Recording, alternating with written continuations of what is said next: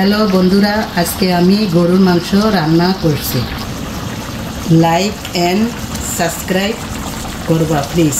বন্ধুরা, দুটা তেজপাতা, 4-5টা এলাচ, একটা বড় এলাচ, কিছু গোলমরিচ, 3-4 টুকরা দারচিনি, হাফ স্টার, 3টা লবঙ্গ। মাংস রান্নার জন্য একটা পাতিলতে আমি গরুর মাংস ঢেলে দিলাম। মাংস রান্না করার জন্য আমি একটা টমেটো আর একটা পেঁয়াজ দিয়ে দিলাম। এখন আমি আদা রসুন একসাথে পেস্ট, কিছু আদা রসুন পেস্টে মাংসের মধ্যে দিয়ে দিলাম। আদা রসুনটা আমি একসাথে মিক্স করছি, তাই দিয়ে দিলাম। পরিমাণ মতো লবণ মাংসতে দিয়ে দিলাম, লাগলে পরে আবার দেব। আস্তা মশলাগুলা ঢেলে দিলাম। এখন আমি মাংসতে হলুদের গুঁড়া 2 টেবিল চামচ, লাল মরিচের গুঁড়া 2 টেবিল চামচ, পরিমাণ মতো যে যেমন ঝাল খাবে সেই রকম দিতে হবে। জিরা পাউডার 1 টেবিল চামচ, সামান্য একটু ধনিয়া পাউডার 1.5 টেবিল চামচ। আমি মাংসের মশলা 1/2 টেবিল চামচ দিলাম। এখন আমি মাংসতে তেল দিয়ে দিলাম। এখন আমি মাংসটা সব কিছু ম্যারিনেট করে নেব।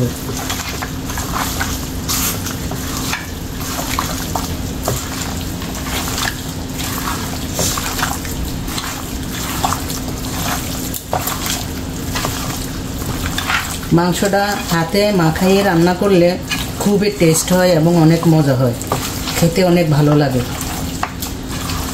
আমি মাংস রান্না করি এভাবে।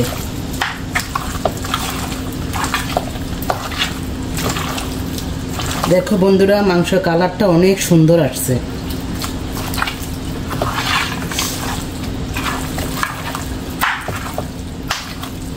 যত ভালো করে মাংস মাখাবে ওতে মাংসের টেস্ট বাড়বে। আমার মাংস মাখানো শেষ, আমি এখন চুলায় বসিয়ে দিলাম। চুলাটা অন করে দিচ্ছি।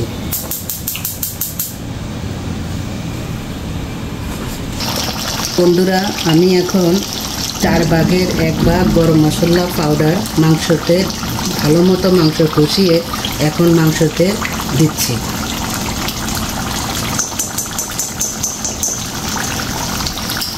আমার 50% মাংস অলরেডি সিদ্ধ হয়ে গেছে, ভালো মতো কষিয়ে নিয়েছি। আমার মাংস রান্নার উপরে তেল বেশি উঠেছে, তো আমি এখন ফুটন্ত গরম পানি, কিছু পানি দিয়ে দেব মাংসতে।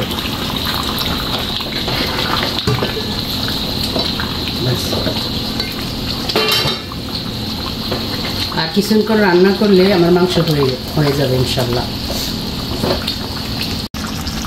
বন্ধুরা, আমি এখন কিছু বেরেস্তা দিয়ে আমার মাংস রান্না অলমোস্ট ডান, মানে মাংস রান্না আমার শেষ হয়ে গেছে। কেমন হয়েছে বন্ধুরা, তোমরা এইভাবে রান্না করে খেয়ে দেখো আর লাইক সাবস্ক্রাইব করে দিবা।